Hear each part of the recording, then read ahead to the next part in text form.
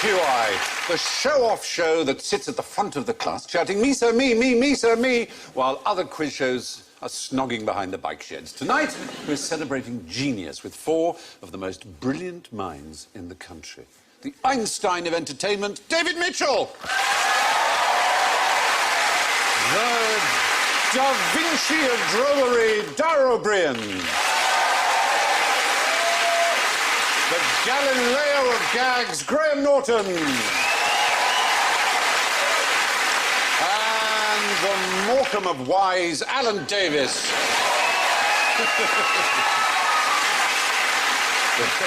But before our SWAT team of SWATs don their white coats and clever clogs, we should hear their buzzers. And Dara goes... University College Dublin, O'Brien. David goes... Peterhouse Cambridge, Mitchell. Graham goes... University College Cork, Norton. And Alan goes... Can I have a pee, please, Bob?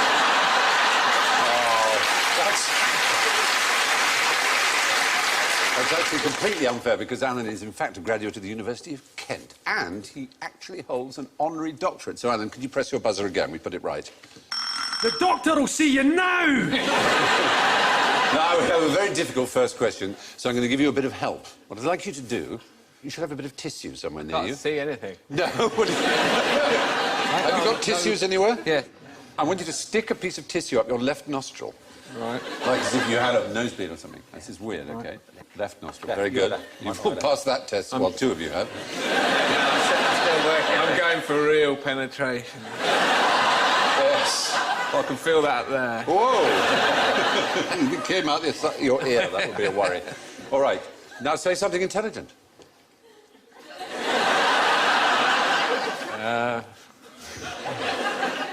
A squared equals B squared plus C squared. That's very good. Pythagoras' theorem, you know. Yeah, excellent. Well, now, what this is about... Do you breathe through your left nostril mostly, or right nostril, or both nostrils? My arse. I've always suspected that one works better than the other, but I've never kept a note of which it is. Well, you won't be surprised to hear that some people do keep notes of how people breathe. Does it not alternate? You're right, Dara O'Brien. It does alternate. It has a periodicity of 4 hours. You swap from being mostly left to mostly right. And what's completely weird is that you answer questions on different types of subject better according to which side you're breathing through. Am I going to asphyxiate about 12:30? You might, actually. That's a very good point. You are allowed to breathe through your mouth if you want to. Should we be keeping notes of when you know, of what shift work our nostrils are on? So that, it's the left will be in charge from 1 till 4. That's when I should be doing sort of maths-based things, like my tax return. If I'm going to write a poem, I'll wait till the more creative right nostril comes on the screen at about 4 p.m. Well, actually, if you're breathing through your right nostril, you should be better at visual and spatial tasks. If Right. you're breathing So right through... now? Yes, that's it. You should be good at visual and spatial things. Right, And if you block the right one, you should be better at verbal things. I know it sounds mad, but you've probably heard of the study in '89 called Unilateral Nostril Breathing That old Influences thing. Lateralised Cognitive Performance by Block, Arnott, Quigley and So Lynch. why don't all sports people constantly block their left nostrils? Well, actually, you've probably seen one. A They lot of stretch- sports, they they stretch their actually noses, yeah. they put a piece of elastoplast. Plaster. yeah. Is Oh, that's been yeah, stop the snoring. anti-snoring little Yes, thing. right. They do that you are. to wind, so they're both open at the same time, so they get maximum, I guess. And often they snort drugs as well. They don't. When we watch a sports person with one of those things on, they're not only at their best at sport, they're also at their most verbally dexterous. Indeed. And visually and spatially, because they've got both wide open. Otherwise, they can't even go, mine. No, what have you got? What have you found? I think I lost the end. Oh, dear. It'll reappear, won't it? Somewhere. It all comes out eventually. Yeah. You'll cry it out at some point. Are these going on eBay? They could do. You want to sign it? All right. Yeah, go on. But if you I block... think I've already left my mark. Blocking the right nostril makes you more emotionally negative, it appears, according to another study. A higher score on the Spielberger State Anxiety Inventory. So, if you wish to feel slightly more cheerful, don't block the right nostril. So that's why now... Now you're quite calm. Yes. You're quite bouncy and happy, aren't you? No. You see, you block the right nostril. terribly sad. I'm horrible. But if you keep them in, I'm going to ask you a question that will test your visual spatial. Which in one am the I in? left. Left. Keep them in left, OK. Yeah, because it seems that the quickest way to improve your verbal reasoning is to shove a tissue up your left nostril. So let's see how these tissues have worked. Consider, right, an n-dimensional hypercube and connect each pair of vertices to obtain a complete graph of 2 to the power n vertices. Each of them? Yeah. Then colour each of the edges of this graph using only the colours red and black. That's my question, what is the smallest number, the smallest value of n for which every possible such colouring must necessarily contain a single-coloured, complete subgraph with 4 vertices which lie in a plane? 6. That is exactly what people used to think. That's amazing. Brilliant. Further. Absolutely extraordinary. Further up there, further. Yeah, until 2003, most graph theorists thought the correct answer was probably 6. I can only apologise. But Coming in here with your old graph theory knowledge, how dare you? It's so difficult, isn't it, when you've got a busy showbiz lifestyle like yours to keep up with the graph theory? Yeah. Probably only 8 or 9 hours a day you're devoting to it now. well, I have to say, I've got Graham's number. Have you got Graham's number? No. Don't have that sort of relationship. You've not got that sort of relationship. There is such a thing, which is relevant to this, as Graham's number. But it's bigger than 6. Of course it is. It is really big. Try and think of a really, really big number. 17. It's... Do you know what? It's even bigger than that. This number... All right, now get hold of this idea. This number is so big that all the material in the universe, right, couldn't make enough ink to write it out. It's called Graham's number, named after a fellow called Ronald Graham. And weirdly enough, scientists know that it ends in a 7. Which is really strange. But how would it end in a 7? Could you just turn that into an 8 and then it's a bigger number? It didn't say it was the biggest number ever. It's just this is biggest Graham's eight. number, which is huge. You could have other Graham's number. You could have Norton's number. Graham Norton. I made it an 8 at the end. But you can remove your tissues, incidentally. No. I think I'll miss it now. Oh, will you? OK. Keep it. I'm worried about what might come out when I pull it. The fact is, this problem is a graph problem, it seems. Imagine a cube with lots of different dimensions, where each corner of the shape is connected with red or black lines to every other. What is the fewest number of dimensions so that you must end up with at least one single-coloured square with the same coloured diagonals? Until 2003, they thought it was 6. Now it's been shown that it must be at least 11. The answer may well now be 12, but it's somewhere between 11 and Graham's number, that enormous number. Which is... There's quite a lot of room for error, isn't there? Yeah. That's not really an answer, is it? The greatest mathematical minds in the world just don't know what the answer is. It seems... I don't understand the question. Neither do I. Neither do I I. imagine they don't either, to be honest. And they're really hoping nobody checks. What they do know is it ends in a 7. Now, what music can you play to your children to make them brainier? I'm not going to be lured into saying any of the major classical composers, because that's what's sold to the parents of small children, that if you play them Mozart or Beethoven or Bach or something, you will make them smarter. Yes, you're absolutely right. We obviously hoped, because we had a little forfeit lurking behind the screen that said Mozart, because people seem to have it in their heads that they read somewhere once in some newspaper that apparently there's little Mozart. That Mozart... God, you could slap him, couldn't you? Oh, no. Spoiled little brat. He was on the tour. He was touring there in He Europe was at that working. age. He was dragging hard his arse. He was doing the clubs, basically, albeit they were the clubs run by the crowned heads of Europe. Yes, the Bourbon Club and the Hohenzollern Club. Yes, the fact is there is no evidence at all for the idea that playing Mozart to a baby makes I thought you were supposed to play natural sounds because the noises of contemporary life are extremely destructive and create behavioural difficulties. So that's why you mustn't have the television on until they're 4 or something like that. Oh, I hadn't heard that That is particular not one. how parenting works, my friend. You have the television. You train them to like the television as quickly as they possibly can. Because there was no ADHD until TV was invented. They're kind of coincide. They're happy with HD, my friend. But is there music that makes them cleverer? Well, no, you see, there was some study, which has since been debunked by many other studies, which claimed that the IQ went up. But it was only done to students, not to children. You can't test any of these things on children because you'd have to have a control group as such. You'd have to have a baby that you're not playing Mozart to in the hope that the child is stupider. And that's a tough sell to parents to say, we'd like to test your child by denying him any intellectual stimulation and hoping that he turns out dumb. And But none of you said we'll look after it 24 hours a day for the next 6 months to test this. Yeah, People would be quite happy to hand them We'll over give you then. money. But presumably if you just play the child educational songs, like 1 potato, 2 potato, they'd at least learn that. That's true. And could count potatoes. Important life skill. Growing up in Ireland, that was gonna vital. say. Oh, 1, 2, that seems to be it. We're going to go to America. Finished. Do you know about the English Mozarts? Do they mean anything to you? Have you McFly. very, very popular. High quality, high quality. You know, there were 2 chaps around. One was Thomas Lindley. He beat Mozart by playing a concerto at an earlier age, even than Mozart did. At 14, both boys played together. They looked to be future stars, but unfortunately, Lindley fell into a lake while boating and was drowned when aged 22. Yeah, pushed No in by accident. Mozart. Also, because there were no recordings. It's all very impressive to say who played a concerto age, whatever. It might have been rubbish. Do you know what I mean? It's just like... No, people travelled and they were the sensation of the age. The other one was Samuel Wesley, but most of his genius was suppressed when he banged his head and suffered from mild brain damage for the rest of his life. Tricked by Mozart. Yeah, I was going to say, there seems to be a pattern emerging. So there's no evidence that, in fact, playing Mozart to children makes them more intelligent. If you can't dumb the kids up, how about dumbing them down? Why are exams so much easier for youngsters these days? Yes. Dublin, O'Brien. Thank you very much.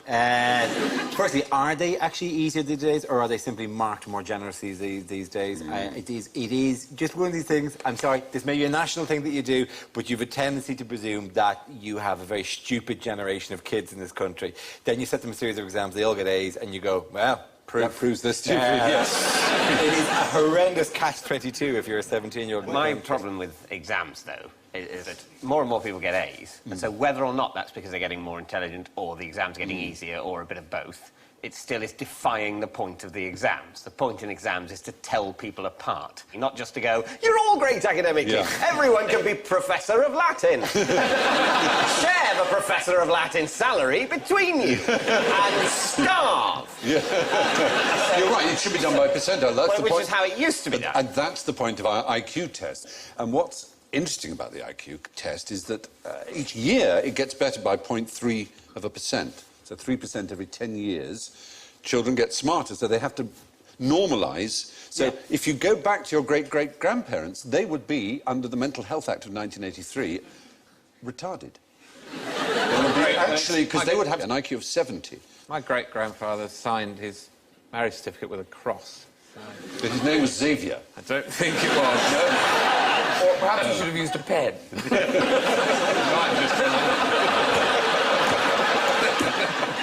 But I think Mensa is at the root of all of this, surely. They say without irony, Mensa on their website, it's Latin for table, which Mensa is, but that's not why it's called Mensa. It was originally called Mens, which is the Latin for mind, but they realised their magazine looked like some special interest gay so they added an A. Already, I'm not being filled with confidence that this has been run by geniuses. It represents the round table equality of Mensa. Everyone's equal. There's no elitism at Mensa. I'd like to set up a society for people who have an IQ of under 70 and then go and try and sell them pyramid schemes. The only thing that you might say is quite sober and interesting about this thing, it's called the Flynn effect, the fact that people are getting better and better at it, is under American law, if you have an IQ of 70 or less, you cannot be executed for a capital crime. You're considered retarded, and therefore Flynn has often had to go. You know, people might have an IQ of 72, which means they're going to die, and he will say, but this was taken when he was a child. Surely. And actually, revising upwards the 100 norm, he's actually 68 or something. So he is technically retarded, and he can save lives by doing that. Quite It's a easy very to weird. throw an IQ test, I'd have thought. Yeah, but they're taking as children. That's the point. They're not smart enough to throw an IQ test. They're smarter to realise. But they're And usually also, that is taken really as children, planning a that's the murder. If you're point. 7, going, I'll put a circle in here. In 15 years, you're dead. It's kind of the reverse of the sort of eugenicist argument that the Americans are using, where they're letting the stupid live, though. But anyway, young people find IQ tests easier than their parents because apparently they're exposed to more problem solving in their life.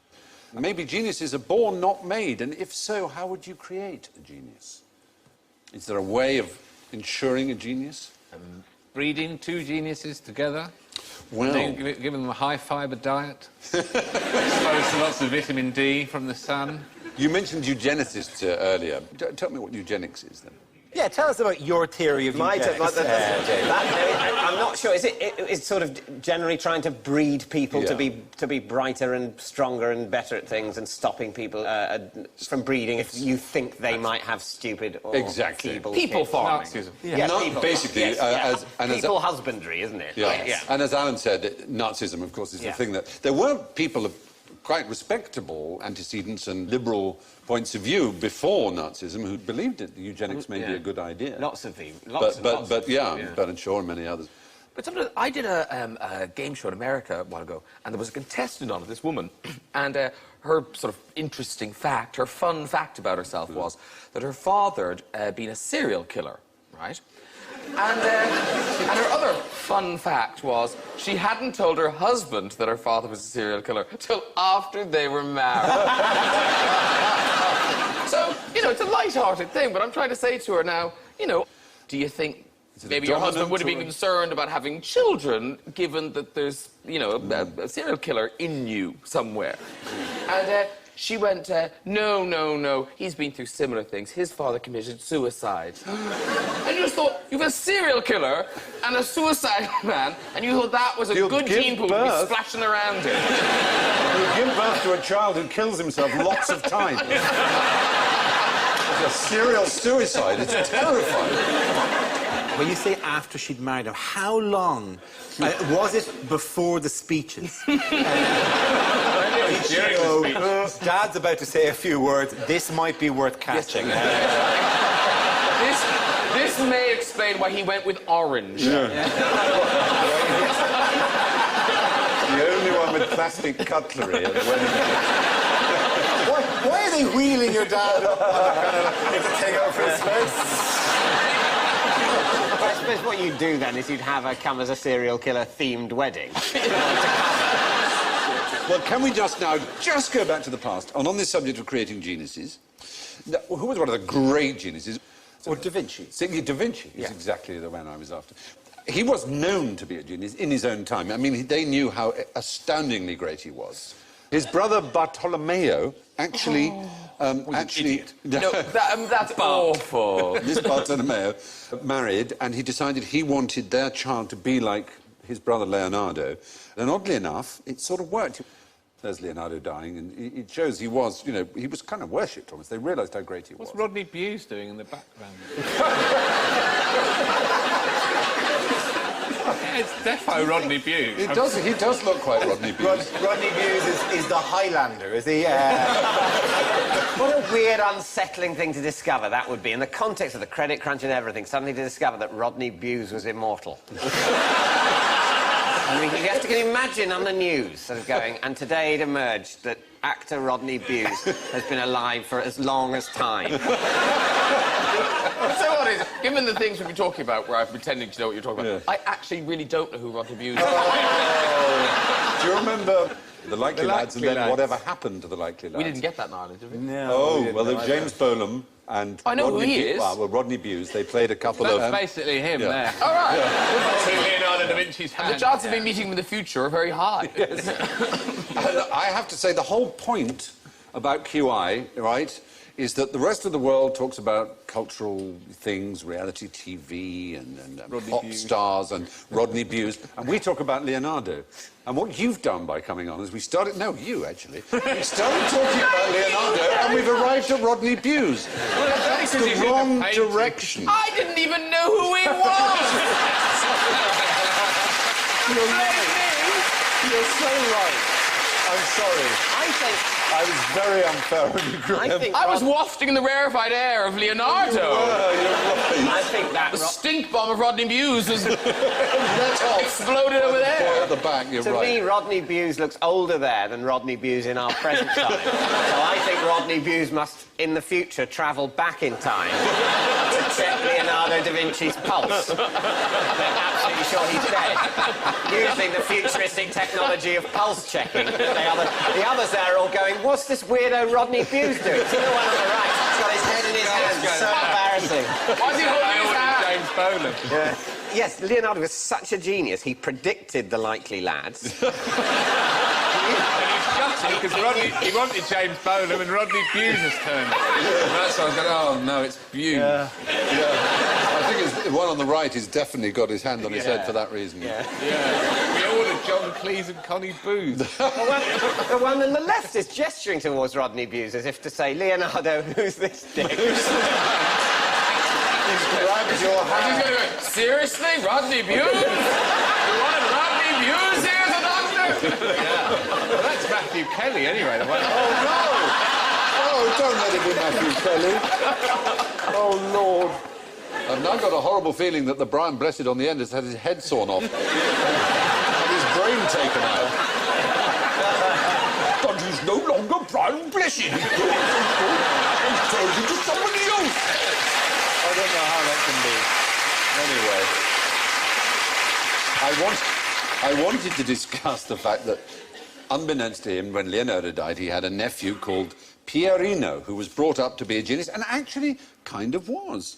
He was sent to Florence, and he demonstrated great talent, but sadly, he died at age only 22, leaving 20 works behind him. Pushed out of a window by Michelangelo. Yes, or possibly by Mozart. Working in tandem. Yeah, exactly. The two you can't... Having stolen Rodney Buse's time-travelling technology. Yes, exactly. Exactly. It all makes sense. Yeah. Sort of. Yeah. What can you tell me quite interesting while we're on the subject of Leonardo, aside from the fact that Rodney Buse was his doctor, which I must say I didn't know? What can you tell me about The Last Supper? Peterhouse Mitchell. Did he sort of paint it... is it true the reason it's peeling so badly is he didn't listen to the people who were experts in that kind of painting, the way you're supposed to prepare the wall? He just said, no, I'm a genius, I know best, and sort of just slapped it on randomly. Yeah, and so as a result, it's decaying a lot worse than other sort of frescoes like that. I mean, in his own lifetime, it started to fall apart. Yes, he painted it directly onto dry plaster instead of on wet plaster, which is what a fresco is. And then, sadly, in Napoleon's time, it was used as a sort of storeroom, or virtually as a dartboard, and stabling it was used as. It's because the door was knocked through the tablecloth, wasn't You it? can see, you should have been able to see Christ's legs, but they just added a door, so it was horribly vandalised in his own time there. I'm surprised, because they must have thought it's a bit rubbish. It hasn't been done very well. No, exactly. All the other fresco painters are going, the thing about Leonardo da Vinci, he will not listen. Yeah, exactly. Did he paint people in that he knew? I'm not sure in his case. It was obviously a thing that used to be done in Renaissance art. I think they're all fussing about it. I had the Peter bread, but I didn't have any wine, so I don't see why I should pay as much as Peter. And Simon had it. Luke had that. I'm not paying for that. It's very simple, because it is just a room of people being repelled by Jesus. He So. is... And you know what Jesus is saying was the last bloody supper I remember. And although, obviously, Leonardo was a fine artist, he didn't actually make any real contribution to science at all, did he? Or did he? Flying machine? Was that a forfeit? No, not a forfeit, but it just wouldn't have worked, his helicopter. Yes, it's a drawing of a helicopter, Yeah. isn't it? I mean, Yeah. I did sort of drawings of spaceships when I was about Precisely. 5, and I'd be embarrassed if someone said I'd invented interstellar travel. But then, if he just did some paintings, what's the fuss? Well, because his curiosity was so wide-ranging in machines of war and in anatomy and so on. But partly the reason he didn't contribute to science is he did actually make quite a few discoveries, is that he wrote a mirror-writing diary, which was also in code, that wasn't really looked at or interpreted until the 19th century, by which time almost everything he had discovered that might have been considered new 50, 100 years earlier had already been independently discovered. So in that sense, he didn't really contribute. But he's considered the prototypical genius, as you say, or archetypal Renaissance Submarine? Did he come up with a submarine? He might have done a drawing about submarines, I'm not sure. Did he? Was it the same drawing the thing? He never Beatles, actually The did it. Beatles, He came just up did with a wavy line and coloured it in all blue and a thing, and then like kitchen, Yeah. And there's a big fish little looking man in, yeah. waving out. label, probably no room for a tennis court. Practically thinking. Anyway, if everyone could roll their tongues for me. Very good. And go close up on Graham. What the hell? Did you? I think it's supposed to be an illustration of a child of two geniuses may not necessarily be a genius. I don't know who says that. Yes, rolling tongues. Where does that gift come from?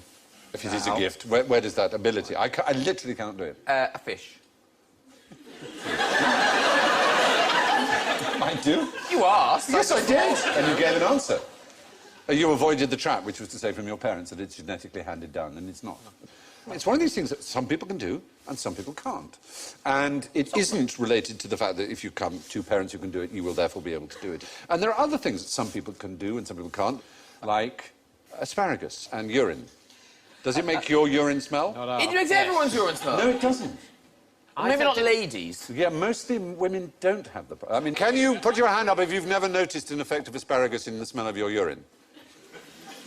Weird. You've never noticed. Never noticed that. Yes, but it's some people instant. don't, you see, and that's It quite a lot of really people. You've is. hardly avoid it. finished chewing. I know, it's always... I mean, And then you're peeing and it stinks. they used to call it... They used to call it... Other diners are pointing at you. So then you should be doing that in the toilet. That stinks and he's doing it in here. They used to call it housemaid's despair, because the next morning, if someone had had asparagus, the housemaid would take down the chamber pot. Like, ow! I just want to say, I find it, maybe I'm wrong, maybe this is... Yeah.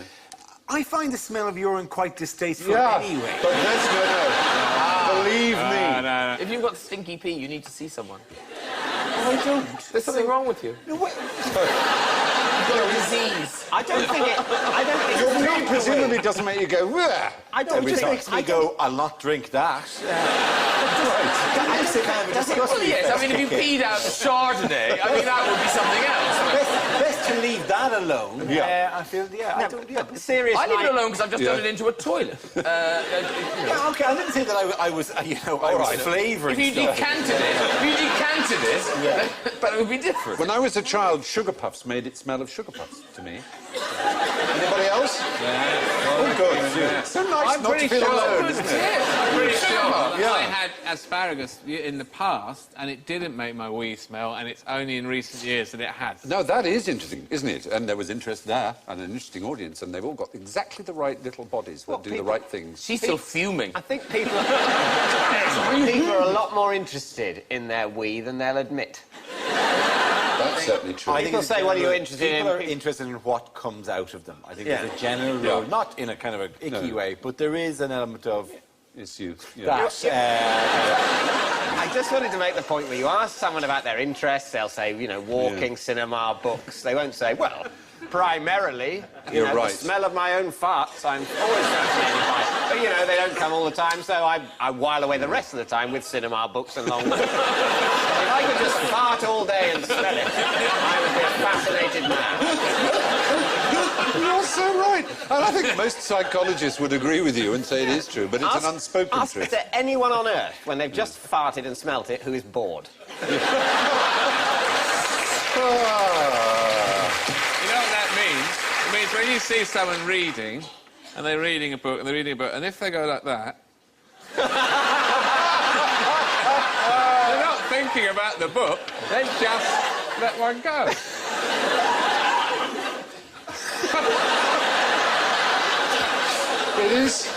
It is true. It's odd. We laugh at it, and yet it is our obsession from the cradle onwards, virtually. Anyway, despite what we're taught, the fact is a lot of these strange things like tongue rolling don't come from our parents. It doesn't follow you can if your parents can. Which was the first animal to be cloned? Oh, well, I can't be, so it's... No, it's not Dolly the sheep, then. No, you're right. It isn't Dolly. You've all been so good at avoiding my little honey traps. No. But I thought it was Dolly the sheep. It's not. Not the first animal, no. We have to go back to the 1880s for the first cloning. Yeah. It was a sea creature, actually. An octopus or something. No, it was a sea urchin. There's one. This was a German called Driesch who did it in 1885. But in 1902, another German, Hans Spemann, cloned a salamander. And he used a rudimentary noose, right, to separate the cells of the embryo. And the noose was made of the hair of a human baby. And he used it as like a little lasso to separate. Isn't that marvellous? That is fiddly work. It is very fiddly work, I've got to say, There must have been lots of times where he used to go, "I'm done." Okay. Could I please have another baby's hair? Back to the baby. All the people One guinea, madam. trying to keep him calm. Would you like another? No, I don't want another coffee. I don't want Go. Do you want me to have a go? No, I don't. Oh, you're so right. But Dolly was in 1996. Dolly the sheep is the one that you cleverly avoided. But why Dolly? Why called Dolly? Do you know? It was named after Dolly Parton because the cell came from the mammary glands. Correctly, Correctington. Well done, sir. Excellent. Only points. It would be quite easy to palm off any sheep as being a clone of another sheep. Do you think there was a point where they go, we can just get another sheep and say, yeah, there it is, it's genetically identical, that one. There, those two sheep look similar. Well, that's because they're genetically identical. Well, oddly enough, things can be genetically identical and rather surprising because the first cat to be cloned was called Rainbow, and her clone was known as CC. And there. You say, now, how can that... Well, they didn't put the effort into No, it. you're going to say, you see. When they troll the pet shops for that little faker, they could have they could have at least sent the guy who they sent to get the other kitten with a photo of the original. Not just get any cat. Yes. The little kitten is called CC. Points if you can guess what that stands for. Cat clone? Whittier. What sort of Whittier? Say? Points to the audience. Copycat, you see. Very good, yeah. The operation was known as Operation Copycat, wasn't it? It's part of a larger project to clone a dog, which was... Well, it was called Missy, the Missiplicity, named after a dog named Missy. And the world's first cloned dog from Korea is called Snappy. And they ate it. Of course.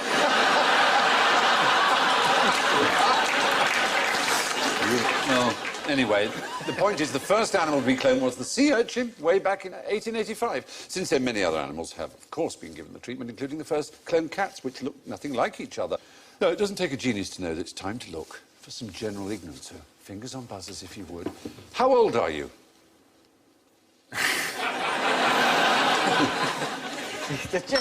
Hawk Norton. How old do I look? See you! How old do I feel? Just shows you the effect of this game, though. You ask a question, all four of us think that is something I definitely know the answer to. I've been made so uncertain and frightened. And I'm not even willing to give my own age, name, or address. How can this possibly be a trap? Yeah. I am 37. No, 37. Dublin or Breed? Yeah, There we go. No points lost.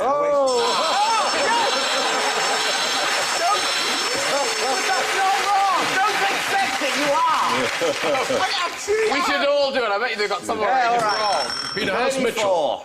34, eh? 34. Oh, 34. No. You don't want to do this. You I'll don't do it. I've worked a grand more than Hawk 46.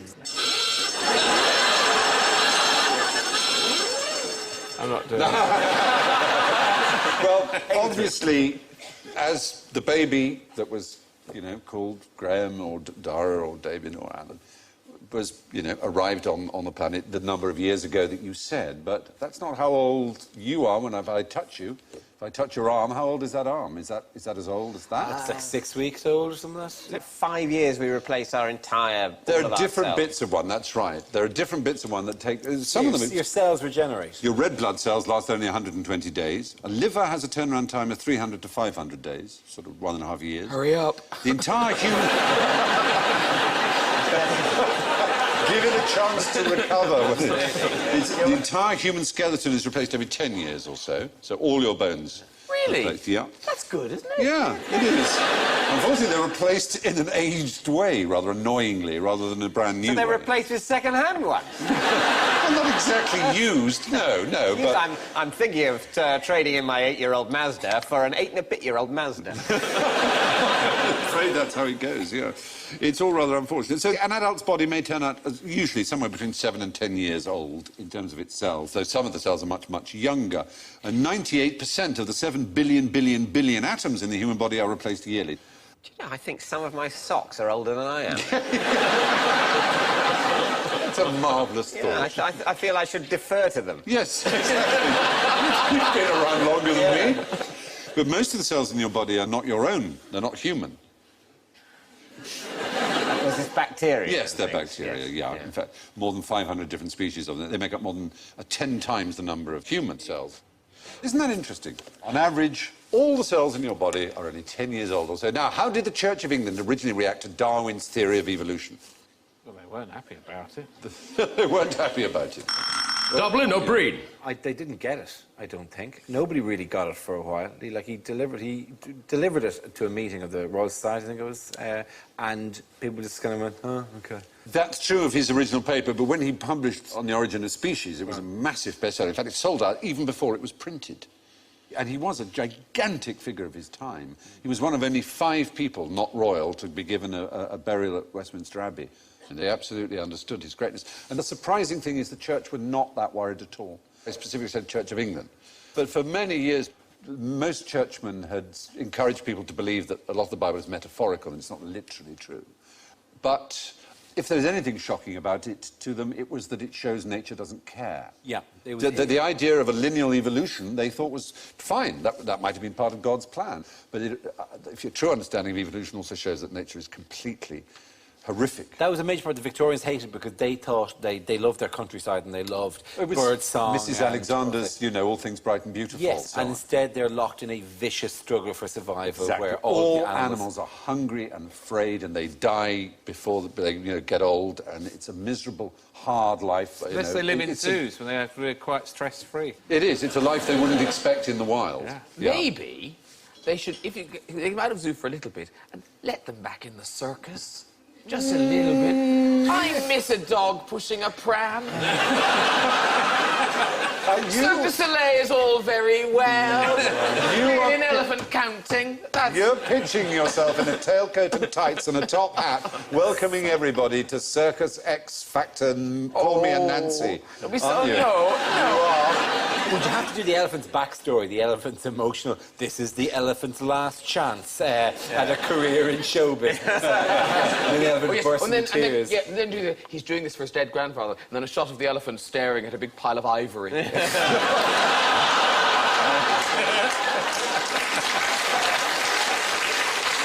You are a sick puppy. We do some piano keys. That'll be Oh. the man is about to play for him. Trackless. Yeah, my granddad was in show business as well. So, On the Origin of the Species was widely respected by mainstream churchmen at the time of its publication. Now, from one controversy to another, what kind of pet did Charles Cruft have? Oh, come on, I mean... A cat. Yes! You see? Very good. He did indeed. He was the scion of a thriving jewellery business in the 19th century, and he was a fine salesman, and he went into business with a man called Spratt, who made dog cakes in London. Yeah, well, I can't biscuit, really. Oh, well, dog biscuit is fine, but a dog cake is mad. I thought you meant a cake made out of dog. Oh, sorry. That would be odd. Definitely, dog biscuit sounds like it's 4 dogs, and dog cake sounds like it's got a lovely layer of dog. Oh, OK. I went fish cake, dog cake. You know, I see. No, that does make sense now. Yeah, sorry. Yeah. But he sort of founded the business of the large dog show, Charles Cruft. And then it got bigger, and they were hugely successful until he died in 1938, and sort of the Kennel Club took over. But all kinds of problems that seemed to come from inbreeding, and the sponsors withdrew. The dog food sponsor Pedigree withdrew, the BBC withdrew, RSPCA and a dog charity all withdrew. So this year, Crufts was broadcast live on the internet for the first time. Cat shows are much more interesting though, because cats are shown, obviously, in a similar kind of way, but in that kind of cat-independent way, where they don't seem to be really aware of it or care very much. But what they do is you lift up the cat and then you kind of essentially... Fluff it. You make it do Superman. And so will cats in the shows. Just how that cat look of... No. Yeah, two legs straight out, two legs front at the back, like whatever. You do it to your own cat at home, it's very good, because they just look... It's interesting. The other side of the Crufts not being on the television is that it's a real relief that Crufts isn't on the television, isn't it? Yes. I mean, I think if I was to define a terrible idea for a programme, it would be pretty much Crufts. Or then playing golf. Yes. Don't like golf. No, I don't understand why golf's on I television. love watching golf. You love watching I'm golf? absolutely passionate about You it. like... But what are you watching? The golf. No, but... He hits it, and then the camera just goes, sky, sky, sky, sky, sky. It's over there somewhere. That's not on television, is it?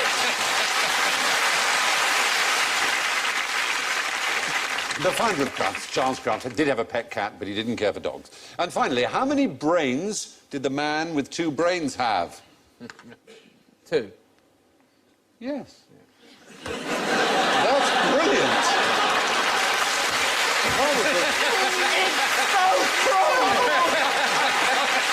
Yeah, he's wise enough to have spotted double bluff. It's just the technique of the bully. You go, you hit us. And then you go, oh, what do you think I was going to hit you? Oh, no, I'm not going to hit you. Oh, I'm just as my hand to stroke you. And we're here being...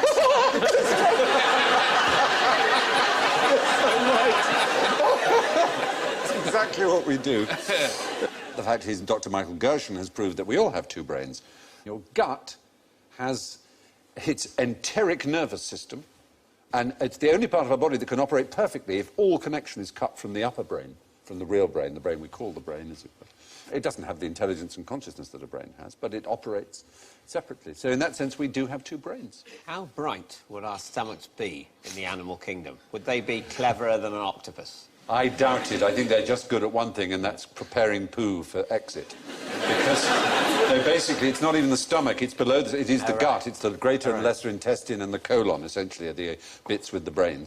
Like all of us, the man with 2 brains actually did have 2 brains, according to the latest thinking. The gut does act as a separate brain. So pens down and stop writing. That's it for our exam today, geniuses. Time to mark your papers. Well, my goodness, my gracious. A newcomer with -19, Graham Norton.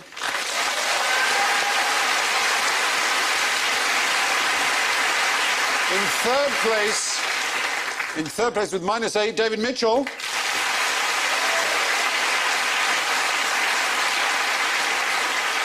In second place with a very respectable -7, Dara O'Brien. Which can only mean that today's geniuses of genius is Alan Davis with 4 points.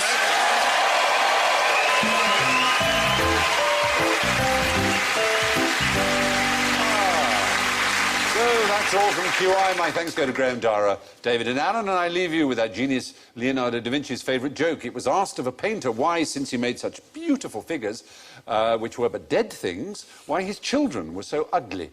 To which the painter replied that he made his pictures by day, but his children by night.